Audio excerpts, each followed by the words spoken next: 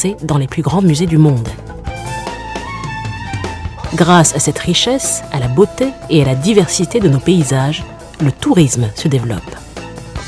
Avec 20 millions de travailleurs dans le domaine, le secteur touristique est aujourd'hui l'un des principaux moteurs de croissance économique pour le continent.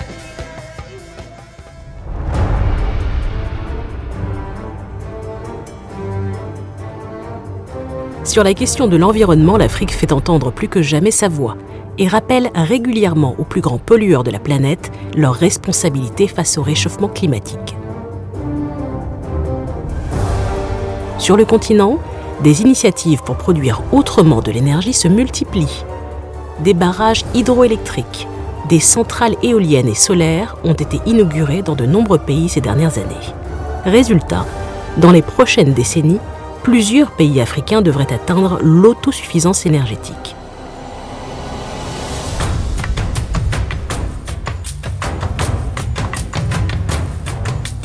Grâce aux luttes pacifiques menées ces dernières années par les peuples, l'état de la démocratie s'est considérablement amélioré sur le continent. De nombreux pays ont même voté des réformes pour garantir le pluralisme politique, la liberté d'expression et la liberté de la presse. Justement, l'égalité entre les femmes et les hommes est un axe majeur de l'agenda 2063 de l'Union africaine. Il exige notamment que les femmes soient activement impliquées dans les processus de décision.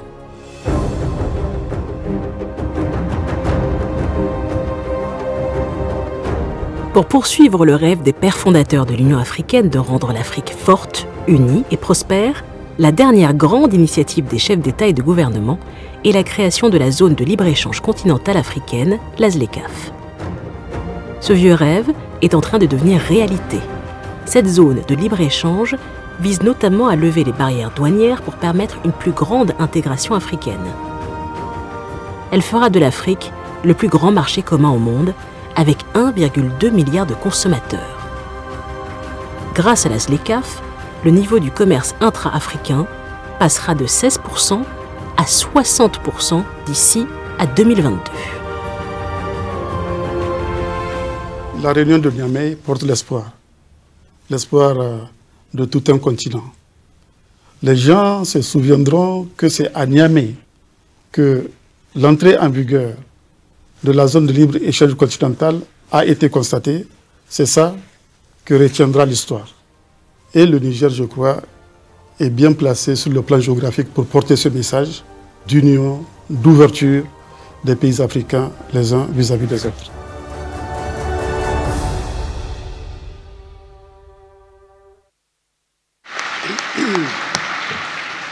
Excellence, Monsieur le Président Abdel Fattah al-Sisi, Président de la République d'Arabe d'Égypte et Président en exercice de l'Union africaine, Majesté, Mesdames et Messieurs les chefs d'État et de gouvernement, Monsieur Moussa Faki, Président de la Commission de l'Union africaine, Madame Amina Mohamed, Vice-secrétaire générale des Nations Unies, Mesdames et Messieurs les ministres, Mesdames et Messieurs les ambassadeurs et représentants des organisations internationales, distingués hôtes, amis et partenaires du Niger et de l'Afrique, Mesdames et Messieurs. Le Niger est heureux d'accueillir la présente session extraordinaire de la conférence des chefs d'État et de gouvernement de l'Union africaine dédiée au lancement de la phase opérationnelle de la zone de libre-échange continentale africaine. Mon pays, véritable carrefour entre l'Afrique du Nord et l'Afrique au sud du Sahara d'une part, et entre l'Atlantique et la mer Rouge d'autre part, est honoré de recevoir toute l'Afrique. Cette position géographique privilégiée, du fait des contacts qu'elle autorise, a fait des Nigériens un peuple ouvert, hospitalier et particulièrement attaché aux valeurs du panafricanisme. C'est au nom de ce peuple enthousiaste que je souhaite à tous la chaleureuse bienvenue ici à Niamey. Mesdames et Messieurs, oui, le peuple nigérien est profondément attaché aux valeurs du panafricanisme. Il en est ainsi parce qu'il est convaincu que l'unité africaine est la seule voie qui permettra d'assurer la renaissance, la dignité et le progrès pour chacun de nos pays et pour l'ensemble du continent. Voilà pourquoi le Niger, représenté par son premier président, le président Djori Hamani, fut en 1963 parmi les membres fondateurs de l'Organisation de l'Unité africaine OUA. Voilà pourquoi un de ses enfants, M. Ide Oumarou, soutenu par le général Séni Kountché, en fut secrétaire général de 1985 à 1989. Enfin, voilà pourquoi j'ai accepté l'honneur que vous m'avez fait, mes chers frères chefs d'État et de gouvernement, sur proposition du professeur Alpha Condé, alors président en exercice de notre organisation, d'être champion de la zone de libre-échange continentale africaine. Ce fut en 2017, à l'occasion du sommet ordinaire d'Addis Abeba.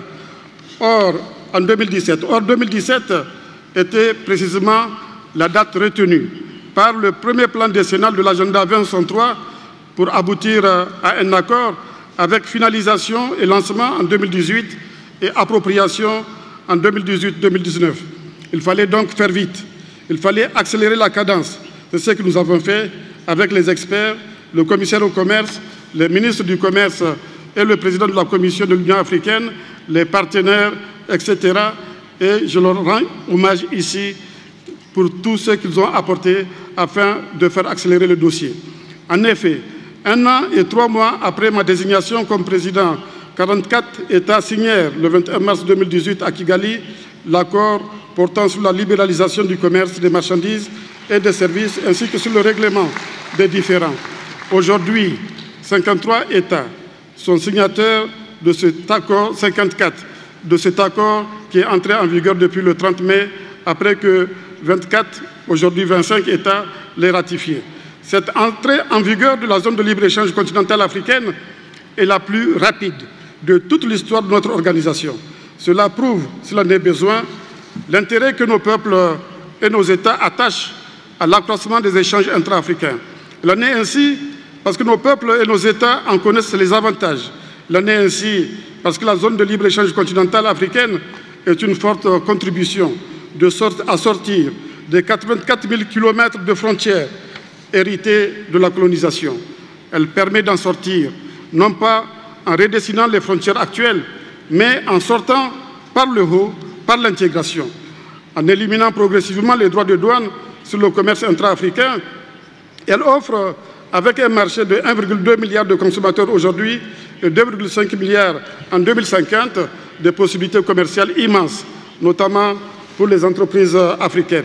Mesdames et messieurs, l'optimisation des effets positifs de la zone de libre-échange continentale africaine ne sera obtenue que si les protocoles déjà signés sur la libéralisation du commerce, des marchandises, des services et sur le règlement des différends sont accompagnés d'accords actuellement en cours de négociation sur les investissements, sur la concurrence et sur la propriété intellectuelle. Par ailleurs, les pleins effets de la zone de libre-échange continentale africaine, qui n'est qu'un des jalons du processus de notre intégration économique, ne seront obtenus que le jour où l'union douanière, le marché commun africain et l'union monétaire seront une réalité. Ils ne seront obtenus que si nous mettons en œuvre la vision, les aspirations et tous les objectifs de l'agenda 2063.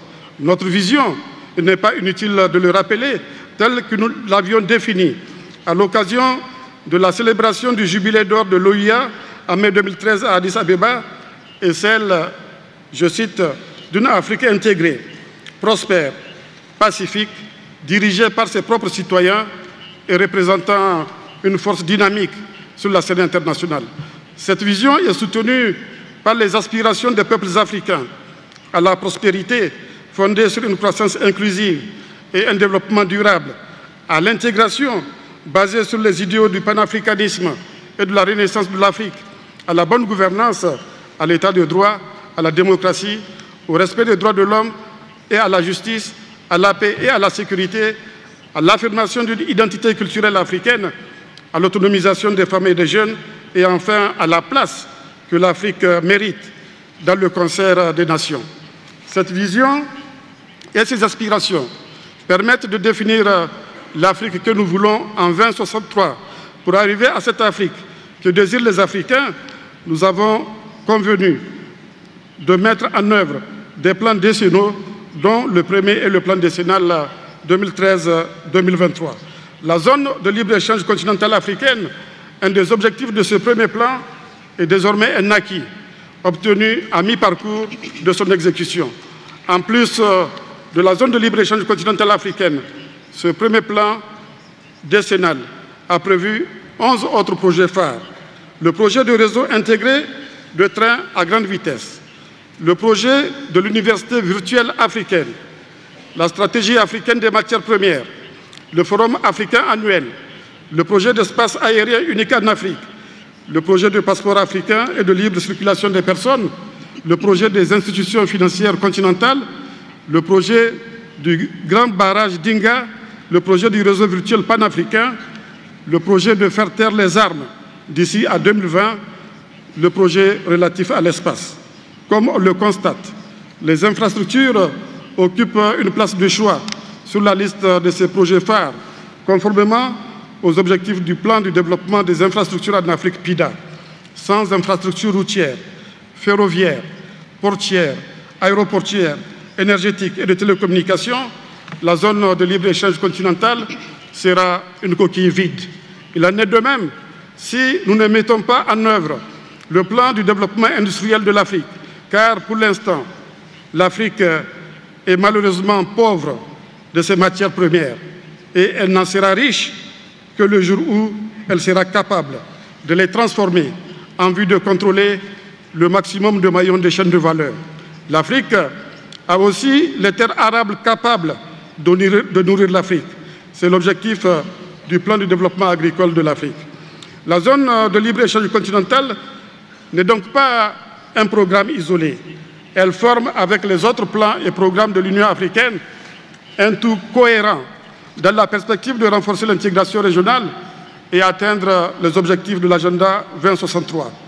La réalisation de tous ces plans et programmes permettra d'élever le niveau des exportations intra-africaines, estimé à moins de 15% de l'ensemble des exportations africaines, alors que les exportations intra-africaines, intra-européennes, intra-asiatiques et intra-latino-américaines représentent respectivement 70%, 50% et 21%.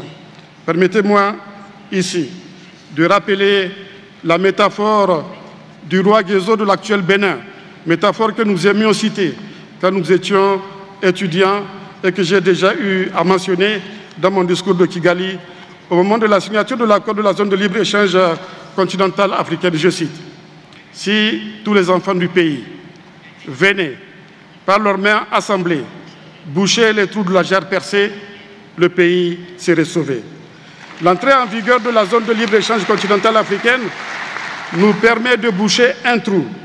La mise en œuvre de la vision, des aspirations et des objectifs de l'agenda 2063 nous permettra de boucher tous les trous de la jarre percée, d'exploiter à fond notre actif démographique en le transformant en dividende économique à travers la promotion de l'éducation, de la formation professionnelle et technique, de la santé et surtout à travers la création d'emplois, notamment pour les jeunes, ce qui nous permettra du coup de mettre fin au drame de la migration clandestine que nous connaissons aujourd'hui.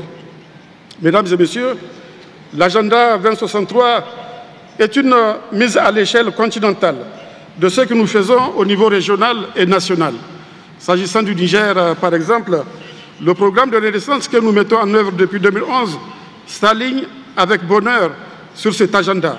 Ces priorités en recoupent les aspirations, qu'il s'agisse de la renaissance culturelle, de la consolidation des institutions démocratiques, de la sécurité, des infrastructures, de l'initiative 3N, les Nigériens nourrissent les Nigériens, de l'accès à l'éducation, à la formation professionnelle et technique, à la santé, à l'eau et à l'assainissement ou de la création d'emplois, notamment pour les jeunes. Grâce à la mise en œuvre de ce programme, notre pays a connu une croissance moyenne annuelle de 6% entre 2011 et 2018. La croissance économique annuelle moyenne sera de 7% pour les 5 années à venir. Cela vaut à notre pays d'être cité par la Banque mondiale dans le top 10 des pays dont les économies sont les plus dynamiques en Afrique au sud du Sahara. Mesdames et messieurs, les perspectives sont donc bonnes pour nos pays et notre continent. Mais les menaces terroristes, les menaces des organisations criminelles, ainsi que les conflits intercommunautaires peuvent hypothéquer l'avenir. Il s'agit là de menaces stratégiques qui peuvent, en l'absence de riposte appropriée, pulvériser nos institutions étatiques. Le cas de la Somalie le prouve. Je sais qu'une Afrique en paix et en sécurité est une des aspirations de l'agenda 2063. Dans le cadre de cet agenda, notre objectif est de faire taire les armes en 2020. Malheureusement, cela ne paraît plus possible. Nous devons par conséquent accélérer la mise en place de l'architecture africaine de paix et de sécurité, celle de la force africaine en attente, celle de la capacité africaine de riposte immédiate aux crises, du système d'alerte en cas de conflit, du système d'alerte précoce au niveau des communautés économiques régionales, de la politique de défense et de sécurité. Nous devons agir vite pour atteindre toutes ces cibles et mettre en œuvre toutes les stratégies déjà identifiées. En particulier, il est urgent de juguler les menaces auxquelles les pays du Sahel et ceux du bassin du lac Tchad sont confrontés. Il est urgent de sortir de la crise libyenne. Il est urgent de faire taire les armes en Centrafrique et en Somalie. Mesdames et messieurs, l'entrée en vigueur de la zone de libre-échange continentale africaine est l'événement le plus important dans la vie de notre continent depuis la création de l'OUA et sa transformation en Union africaine. Il s'agit là d'un événement qui donne l'espoir dans la construction d'une Afrique unie et prospère. Permettez-moi de souhaiter que le début des échanges dans le cadre de cet accord intervienne rapidement pour conclure. Permettez-moi de vous réitérer également tous mes vœux de bienvenue à ce sommet extraordinaire de lancement de cet événement historique. Je souhaite à tous et à toutes un bon séjour à Niamey. Je vous remercie de votre aimable attention. Merci.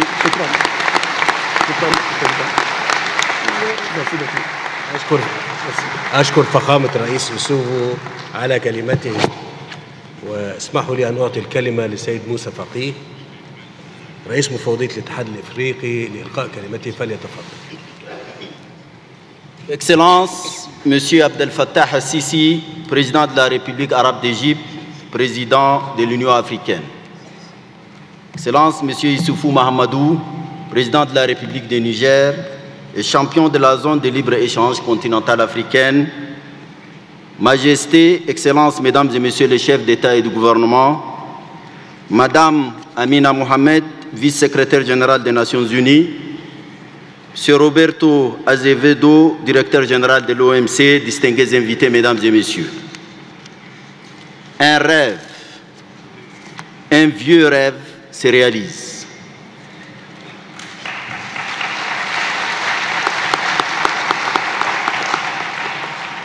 Envisagé dès le sommet inaugural de l'Organisation de l'Unité africaine en mai 1963, la zone de libre-échange continentale africaine que nous lançons aujourd'hui est l'un des projets les plus emblématiques de l'agenda africain.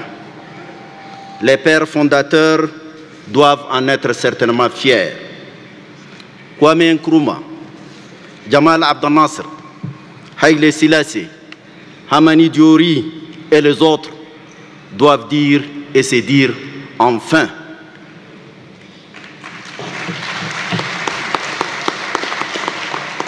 Aussi, permettez-moi, Mesdames et Messieurs les chefs d'État et de gouvernement, de vous exprimer nos remerciements pour votre soutien et engagement personnel qui ont permis cette inestimable réalisation.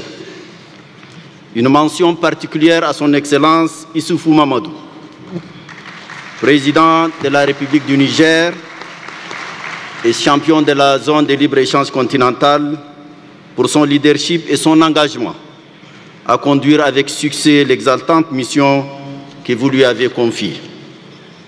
En effet, j'en étais témoin, il a piloté des maîtres avec foi, passion et détermination tous les processus qui ont abouti à cette rencontre historique d'aujourd'hui.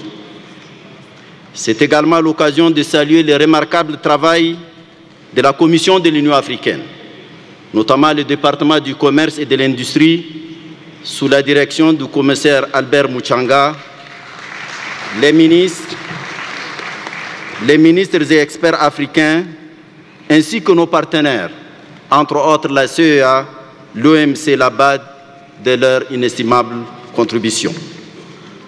Adopté et ouvert à la signature le 21 mars 2018 à Kigali, l'accord sur la zone de libre-échange a enregistré à sa naissance 44 signatures, chiffre record dans les annales de l'architecture juridique de notre Union.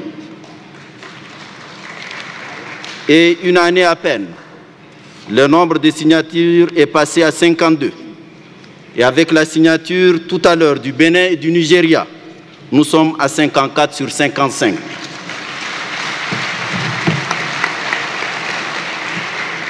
Donc la presque totalité des membres de notre Union. Nous avons enregistré aussi avec les dernières remises des instruments 27 ratifications. Entrée en vigueur le 30 mai 2019, la zone de libre-échange devient ainsi le plus grand espace d'échange commercial au monde. L'Afrique, avec une population estimée à 1,217 milliard de personnes, devrait atteindre 1,7 milliard d'ici 2030 et 2,5 milliards d'ici 2050, soit 26% de la population mondiale en âge de travailler. Et près de 70% de cette population a moins de 30 ans et plus de la moitié est constituée de femmes. C'est vous dire que toutes les caractéristiques et les attributs d'une puissance se retrouvent dans notre continent. La croissance de l'économie africaine devrait être 2 fois plus rapide que celle du monde développé. L'Afrique est le deuxième continent le plus grand et le deuxième plus peuplé du monde. Ces ordres de grandeur témoignent du gigantesque potentiel dont recèle l'Afrique. Sachons en tirer les bénéfices, les dividendes en faveur de nos populations majoritairement constituées de jeunes. Excellences, Mesdames et Messieurs, grâce au travail remarquable de nos ministres et experts, la zone de libre-échange sera dès son lancement soutenue par des règles d'origine bien définies, des listes de concessions tarifaires dans le commerce des biens, des mécanismes en ligne de surveillance et d'élimination des barrières non tarifaires continentaux, d'une plateforme panafricaine de paiement et de règlement numérique, une application web et mobile pour les entreprises, ainsi qu'un portail de l'Observatoire africain du commerce. Les rapports soumis à votre conférence comportent plusieurs instruments juridiques accompagnant l'accord lui-même, dont 3 protocoles, des mécanismes et des modalités de sa mise en œuvre qui, sans nul doute, nous permettront de surmonter tous les obstacles au commerce. Excellences, Mesdames et Messieurs, l'entrée en vigueur relativement rapide est une fierté pour nous tous. L'une des caractéristiques de cette zone est qu'elle renferme une diversité de situations économiques, géographiques, démographiques, allant des plus petites, avec un PIB de moins d'1 milliard de dollars américains, aux plus grandes, avec plus de 350 milliards de dollars américains. Plus qu'une zone de libre-échange, la zone de libre-échange continentale est l'un des outils par excellence pour la réalisation de l'intégration en droite ligne des objectifs du traité d'Abuja et des aspirations de l'agenda 2063. Il est évident que l'opérationnalisation de la zone de libre-échange est de nature à favoriser l'entrepreneuriat, l'emploi de la jeunesse et l'émancipation des femmes. Cette jeunesse africaine en proie à toutes les tentations, exode rural, migration, trafic, criminalité transfrontalière. Nous sommes au Niger, pays de transit. Nous sommes à la frontière de la Libye, où des centaines de milliers de migrants africains vivent l'horreur de la mort et de l'humiliation. Nous sommes interpellés, il nous faut agir et agir maintenant. La zone de libre-échange ne pourra être effective si l'on n'ouvre pas les frontières aux Africains. Je voudrais mettre l'accent sur l'impérieuse nécessité de ratifier le protocole sur la libre circulation, qui est une condition à la liberté du commerce. Il est en effet paradoxal et inexplicable que les Africains se sentent encore étrangers chez eux, subissant un régime de visa moins favorable par rapport aux autres citoyens du monde. De même,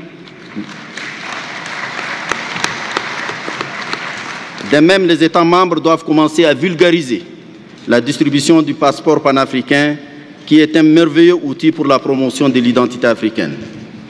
Mesdames, Messieurs, l'autre prérequis de l'intégration commerciale est la réalisation des infrastructures qui permettront l'interconnexion des pays et des régions, les routes, les chemins de fer, les ponts, les aéroports, l'énergie, les télécommunications. Excellences, Mesdames et Messieurs, je ne saurais terminer mon propos sans mettre en exergue le rôle central de la consolidation de la paix et de la sécurité sur notre continent. Il serait illusoire de parler de commerce ou de développement sans la paix et la sécurité. Prenons l'exemple du Niger, parce que nous y sommes. Le Tchad, le Cameroun, pays à vocation agro-pastorale et dont le marché est le Nigeria, ils vivent au quotidien l'empêchement d'arriver au marché. La filière bétail est par exemple pratiquement arrêtée à cause de Boko Haram. Les pays du Sahel consacrent par ailleurs près d'un tiers de leur budget à la sécurité au détriment des secteurs sociaux, véritables moteurs du développement. Dans la Corne de l'Afrique et dans la région des Grands Lacs, les mêmes défis se posent et impactent négativement nos efforts de progrès et de développement. Dans ce contexte, notre défi majeur est de réaliser de manière concrète l'autre projet phare de l'agenda 2063, celui de faire taire les armes à l'horizon 2020, retenu d'ailleurs comme les thèmes de l'année 2020. Excellences, Mesdames et Messieurs, je reste persuadé que Niamey marquera à jamais l'histoire contemporaine de l'Afrique en ouvrant une ère nouvelle qu'il faille absolument consolider et approfondir. Je vous remercie de votre aimable attention. أشكر السيد موسى فقيه على كلمته، وأعطي الكلمة للسيدة أمينة محمد نائب سكرتير عام الأمم المتحدة لإلقاء كلمتها الافتتاحية، فلتتفضل. Thank you. Your Excellency, Mr. Abdel Fattah el-Sisi, Chairperson of the African Union, Your Excellency, Mr. Mohamedou Yusufou, President of the Republic of Niger and champion of the African Continental Free Trade Area, Your Excellency, Mr. Moussa Faki Mohammed, the Chairman of the African Union Commission, Your Majesty, Excellencies, Heads of State and Government, Honourable Ministers, African Union Commissioners, Ambassadors, distinguished representatives from the international community, the private sector, civil society, the media, ladies and gentlemen. It is indeed my great honour to be here with you to mark the entry into force of the African Continental Free Trade Area and the beginning of its transitional phase to full operationalization. I congratulate all those involved in bringing this historic agreement to fruition, and particularly the African Union Summit Champion for the African Continental Free Trade Area, His Excellency Mr. Mohamedou Yusufou, President of the Republic of Niger, our host here in Niamey, and on the banks of the River Niger, itself an important and historical waterway for connecting markets and generating inter-African trade. I cannot overstate the importance of this agreement and what has been achieved. Suffice to say that Africa's economic integration was the long-cherished vision of the Organization of the African Unity, the precursor to the African Union. With the signing of the agreement by Nigeria and Benin at this summit, it is deeply gratifying to see that the African Continental Free Trade Area market will bring together almost all African Union member states. The world's largest free trade area, encompassing 54 countries and 1.2 billion people, the African Continental Free Trade Area will bring the promise of trade-led economic growth closer to reality for Africa's entrepreneurs, especially our youth, industrialists, investors, innovators, and service providers.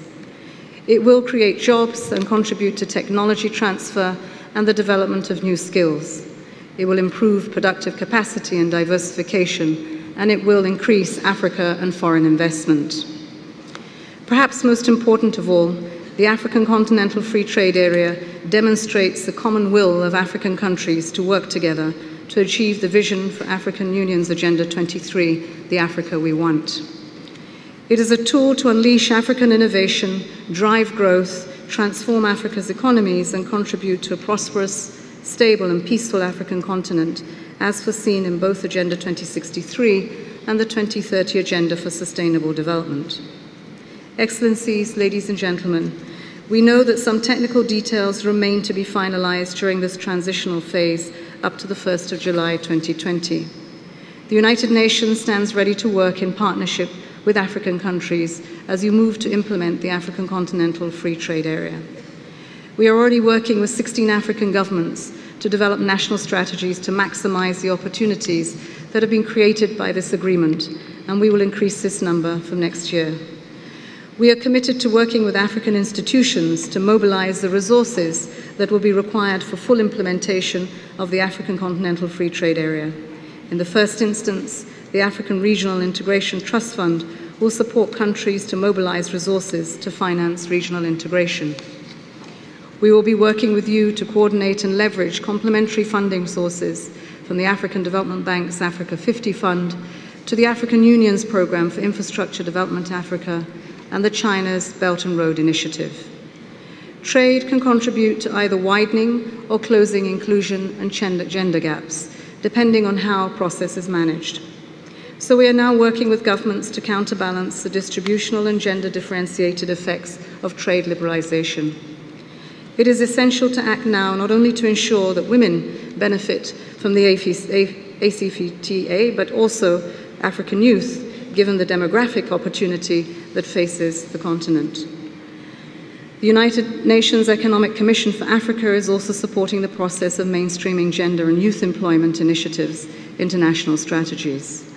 This will help to ensure that trade policy is both gender sensitive and responds to demographic realities, thereby contributing more fully to sustainable development. Excellencies, distinguished leaders, ladies and gentlemen, the entry into force of the African Continental Free Trade Area is a momentous step. But as you have recognized, it is only the first step. Realizing its full potential will require changes and improvements in several important areas, including infrastructure development, capacity to export, and non-tariff barriers. Your forward-looking agenda in phase 2 of the negotiations will tackle competition, investment, and intellectual property rights, just some of the regulatory obstacles that create dysfunction in integrated markets. We wish you every success in your discussions, and we urge that you move decisively and quickly during the transition period up to July 2020 to reap the rewards of this historic agreement. Africans should take particular pride in reaching this agreement at a time of growing protectionism and rising trade tensions that threaten economic stability and progress around the world. From free trade to climate change and migration, African leaders and countries and regional organizations are developing progressive policies that demonstrate global responsibility and leadership and forge a new path for multilateralism and sustainability. The entire UN system will continue to support African countries as you accelerate the continent's development. Together we will realize our shared vision for the Agenda 2063, silencing the guns, and the Sustainable Development Goals that leave no one behind. I thank you.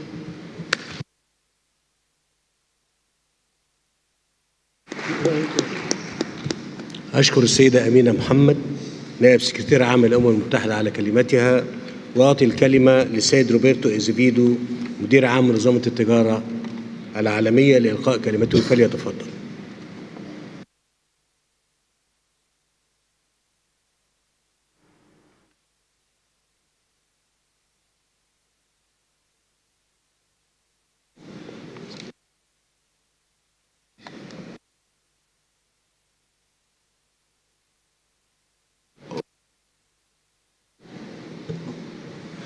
I am the Deputy Director General representing my boss, the DG Roberto Azevedo. Your Excellency President Abdel Fattah el-Sisi of the Arab Republic of Egypt, Chairperson of the African Union, Your Excellencies, Heads of State and Government of the African Union, Your Excellency Mr. Moussa Faki Mahamat, Chairperson of the African Union Commission, Your Excellencies, honorable ministers, ambassadors, and heads of international organizations, representatives from the private sector, civil society, and the media, distinguished ladies and gentlemen, good afternoon. I'm highly honored to be with you here today on this historic occasion on behalf of the Director General of the World Trade Organization, Mr. Roberto Azevedo, who unfortunately cannot be here with you due to previous commitments. At the outset, allow me first, on his behalf and indeed on my behalf, to take this opportunity to express our hearty congratulations to His Excellency President Muhammadu Issoufou, and through Your Excellency, the government and people of the Republic of Niger, for hosting this important event and for their hospitality. Second, as a patriotic and loyal Nigerian, I wish to acknowledge His Excellency President Muhammadu Buhari, GCFR, for signing the CFTA today after a very inclusive and thorough domestic consultation process. Your Excellencies, ladies and gentlemen, allow me now to also convey DG Azevedo's very warm greetings to you and the entire continent of Africa on the launching of the Africa Continental Free Trade Area, which has the potential to be economically transformative for the region in the long term by creating a single market of 1.2 billion consumers and workers with tariffs on 90% of goods set to be eliminated over the next 5 years, as well as boosting intra-African trade by 52% by 2022, thereby further expanding the gains from trade in Africa. For our part, the WTO has supported trade and integration in Africa, particularly in the core areas such as capacity building for better commercial policies and trade negotiations, through various programs, including the Enhanced Integrated Framework, the Standards Trade and Development Facility, and the Aid for Trade Initiative. The WTO Trade Facilitation Agreement that came into force in 2017 would also facilitate and support the African Continental Free Trade Area implementation by reducing trade costs and enhancing competitiveness. What is more, our research and experience has shown that the successful implementation of the CFTA will create synergies and transform Africa into one of the GVC factories like we already have in Asia, Europe, and North America. This is because global value chains are essentially regional rather than global, as has been demonstrated by the countries of Asia, Europe, and North America, sourcing more than 80% of their manufacturing inputs from amongst themselves. We also see the Africa CFTA as a tool for fast-tracking the integration of the informal sector across Africa into the mainstream economy, thereby enhancing women and youth economic empowerment, poverty alleviation, and employment generation. However, in the face of the current global trade tensions, Africa will need cooperation and the multilateral trading system to harness the potentials of global value chains and regional integration. In that regard, the strengthening of the WTO and making it more responsive to the development needs of all its members, including Africa, should also be one of your top priorities going forward. I wish, therefore, to reiterate the cooperation and availability of WTO trade-related technical assistance activities as our contribution to the implementation phase of the Africa Continental Free Trade Area. And all you need to do is to ask, and we shall do the needful. On behalf of the Director General, Roberto Azevedo, I wish once again to congratulate you all for reaching this important milestone towards the African Union's Agenda 2063, the Africa we want. I thank you.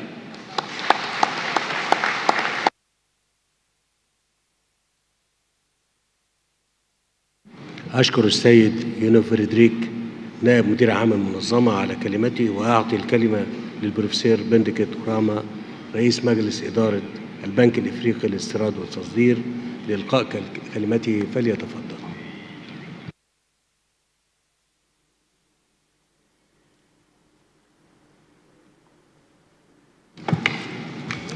Your Excellency, Mr. Abdel Fattah al-Sisi, Chairman of the African Union and President of the Arab Republic of Egypt, Your Majesties, Your Excellencies, Heads of States here present, Your Excellency, Dr. Moussa Faki, Chairperson of the African Union Commission, Honorable Ministers, Heads of international organizations, ambassadors here present, distinguished ladies and gentlemen.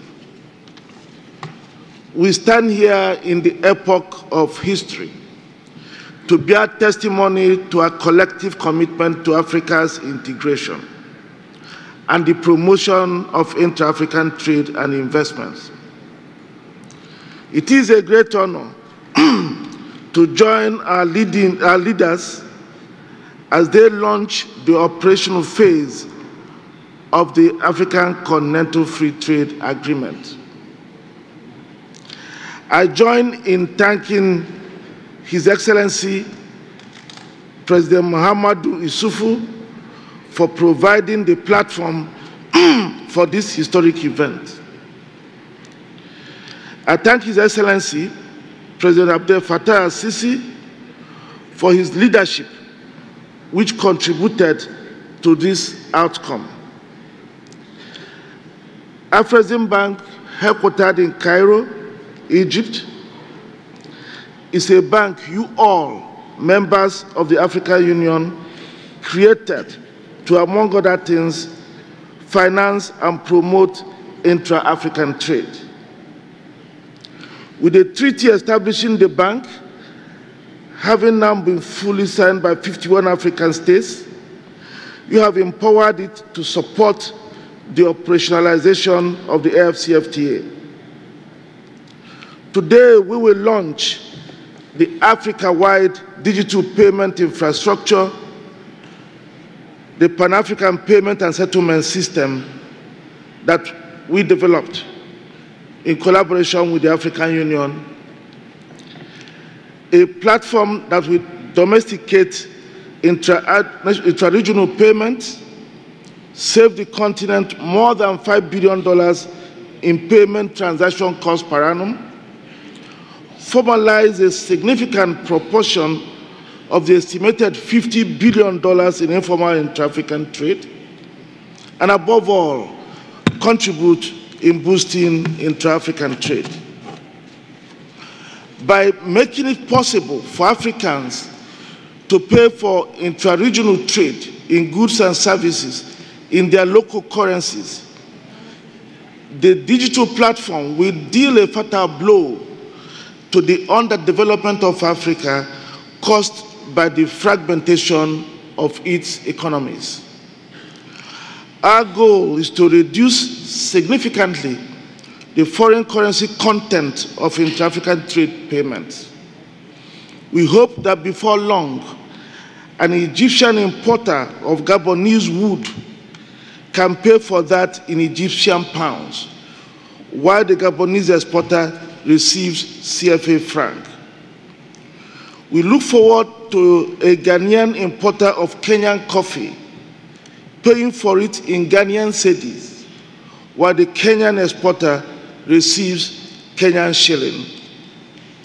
We also look forward to a Nigerian paying for his or her holidays in Mauritius in Nigerian naira, while the Mauritian hotel receives Mauritian rupees. As strong partners of the African Union, Afreximbank supports the AfCFTA. Our board has approved a $1 billion CFTA adjustment facility to support countries that may suffer fiscal revenue losses as a result of the CFTA implementation. We hope that this will help countries to accelerate the ratification of the CFTA. We have provided grants to support the work on standards being undertaken by the African Regional Standards Organization and the African Union, and which we consider critical to the implementation of the CFTA. And just yesterday, we co-sponsored the business forum organized by the African Union to sensitize the African private sector about the CFTA. As we all know, it is the private sector that will make the CFTA effective. And Your Excellencies, Afreximbank has committed to disburse $25 billion in support of intra-African trade in the 5 years to 2021.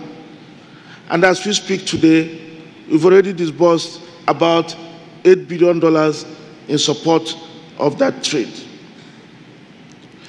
Your Excellencies, distinguished ladies and gentlemen, no people have achieved meaningful development whose economic progress depends on others. As we put renewed focus on industrial and value chain development across the continent in order to boost intra-African trade and investments, it is imperative that we address the economic cost of settling so many payments in hard currencies, especially when access to such currencies is hard and difficult. Making cross-border payments easier, cheaper, and safer is an obvious critical step in creating the Africa we want. Using the institutions you created in an effective way is the best way to bring Africa the development we are all working towards. Your Excellencies, you have started a movement. You must not look back. With Nigeria and the Republic of Benin having now joined, that movement is now unstoppable. And I take this opportunity to thank His Excellency President Muhammadu Buhari and His Excellency President Talon for making it possible for their countries to join. Permit me now to once again thank His Excellency Mr. Abdel Fattah al-Sisi, Chairman of the African Union, and Mr. Moussa Faki, Chairperson of the African Union Commission, for their support. I congratulate you all again, our leaders, for the initiatives you've taken in a very bold way. I thank you all for listening.